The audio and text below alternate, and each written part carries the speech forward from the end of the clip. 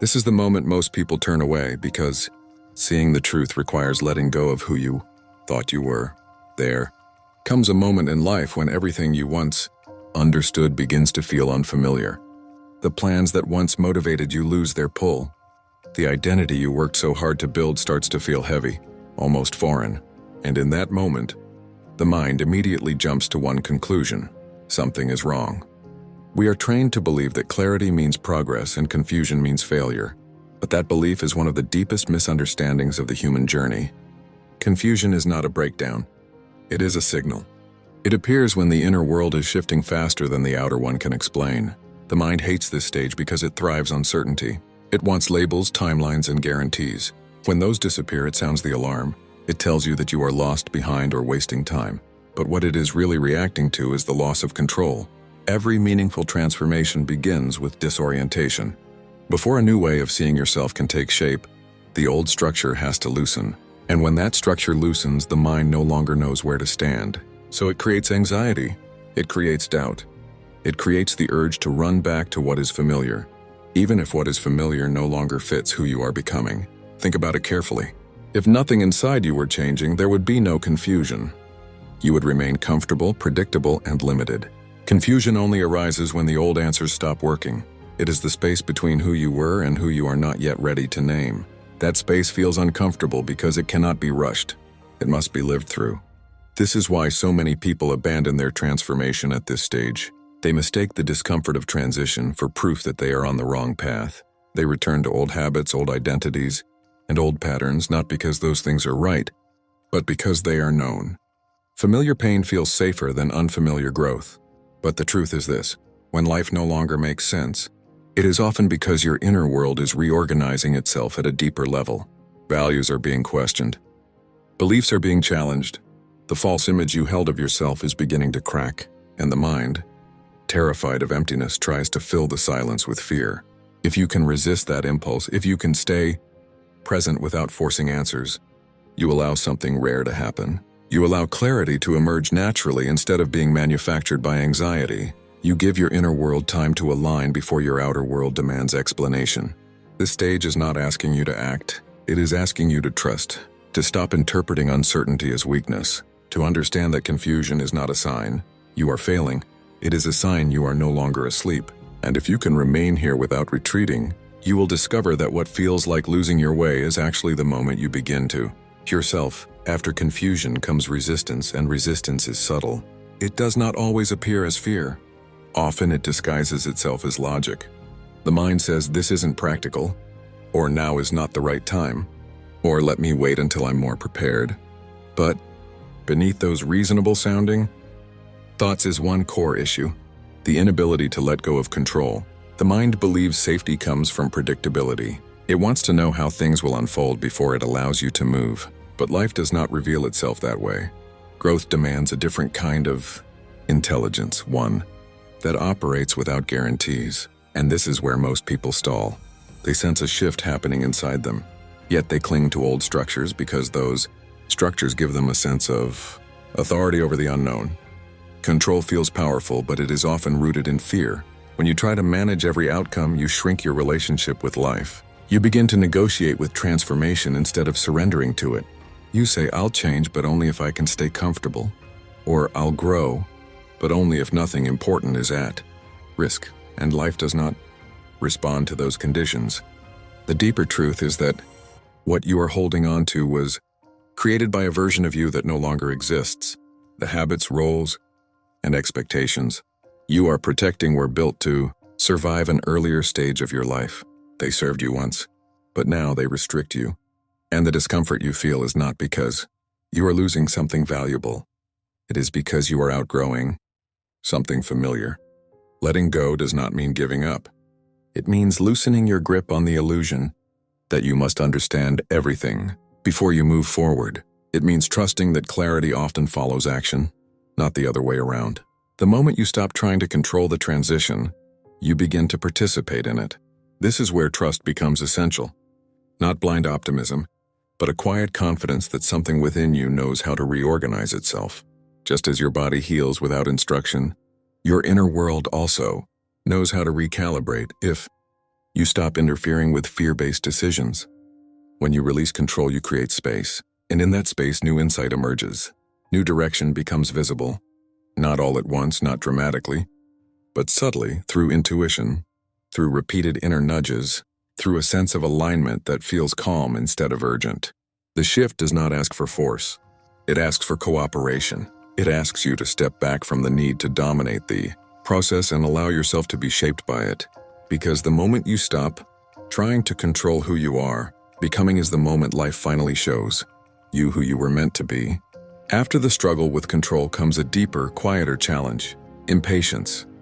Not the obvious kind where you tap your foot and complain, but a subtle inner tension that keeps asking, why isn't this happening yet?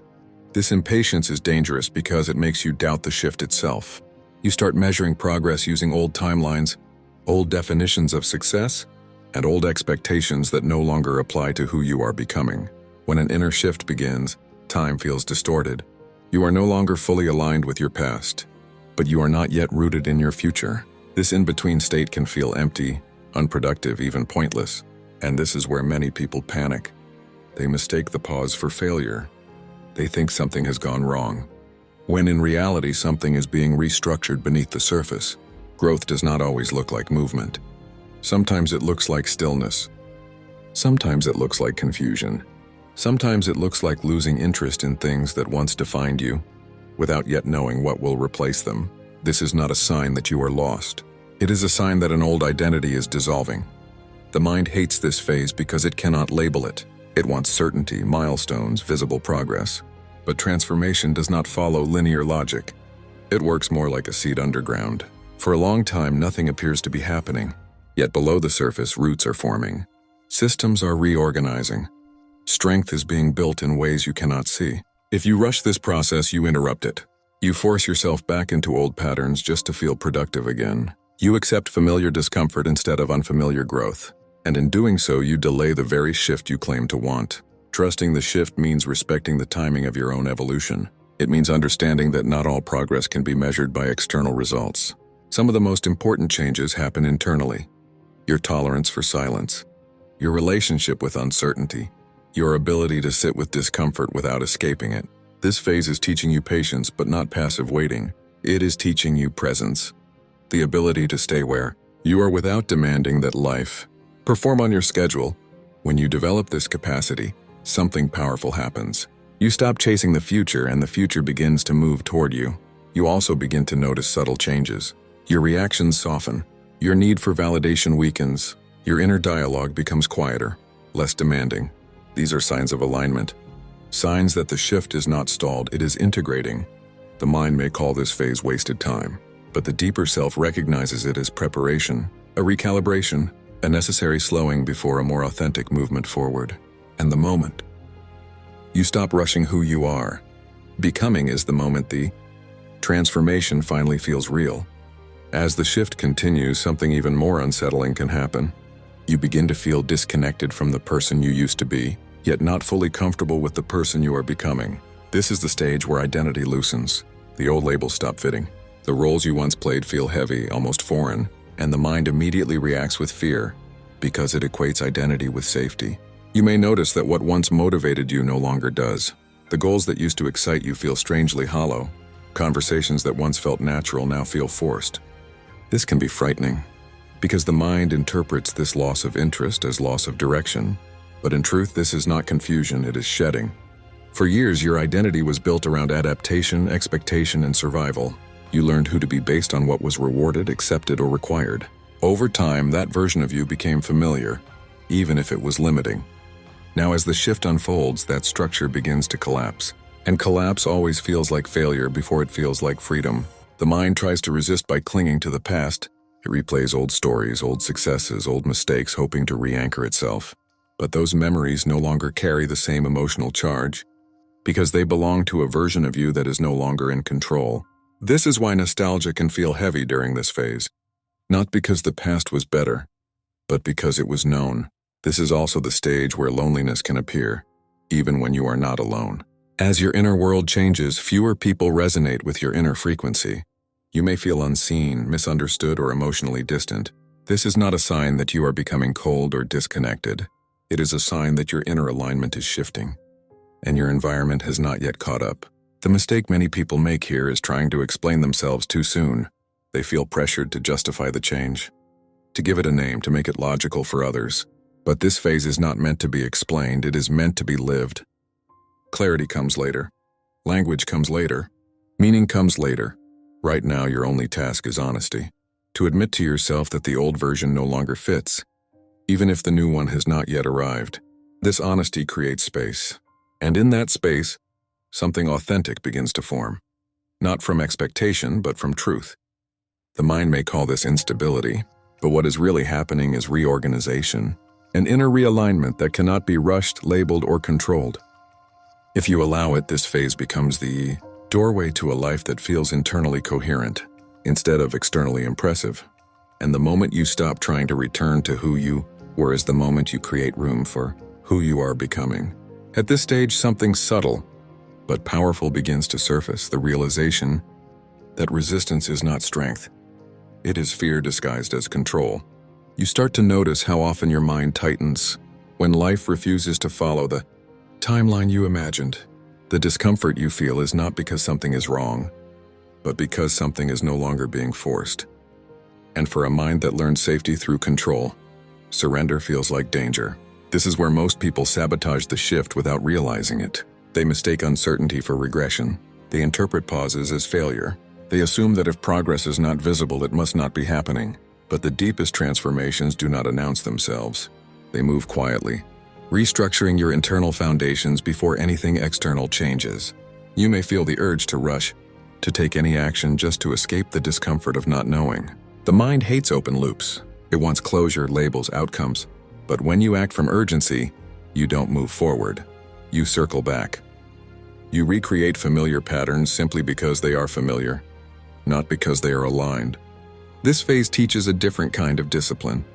The discipline of staying present without answers, of allowing discomfort without immediately trying to fix it, of trusting that not every moment of stillness is stagnation. Sometimes stillness is integration. The mind is learning to operate without constant interference, without the need to predict or dominate what comes next. As this happens, your relationship with fear begins to change. Fear doesn't disappear, but it loses its authority. You start to see it as a signal, not a command. You realize that fear speaks loudest right before expansion, not collapse. And instead of obeying it, you begin to listen to what lies beneath it.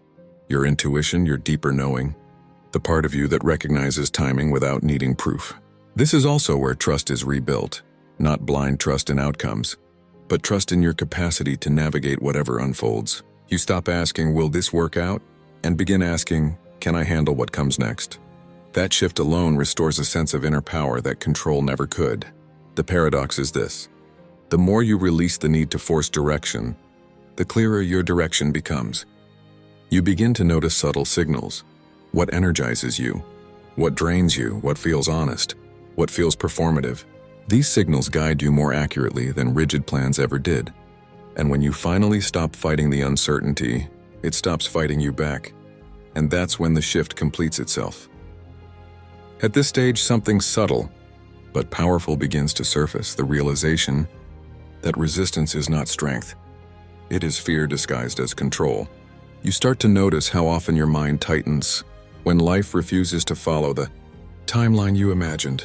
The discomfort you feel is not because something is wrong, but because something is no longer being forced.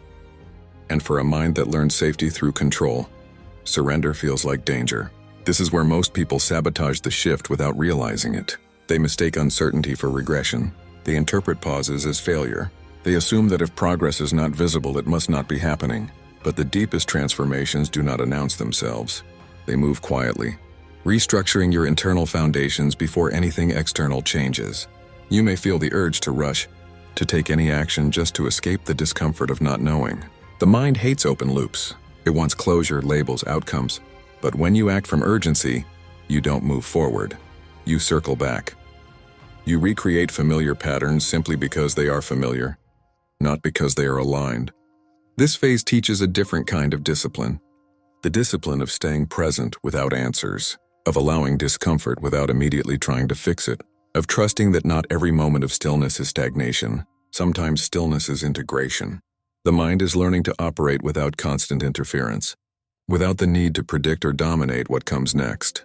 As this happens, your relationship with fear begins to change. Fear doesn't disappear, but it loses its authority. You start to see it as a signal, not a command. You realize that fear speaks loudest right before expansion, not collapse.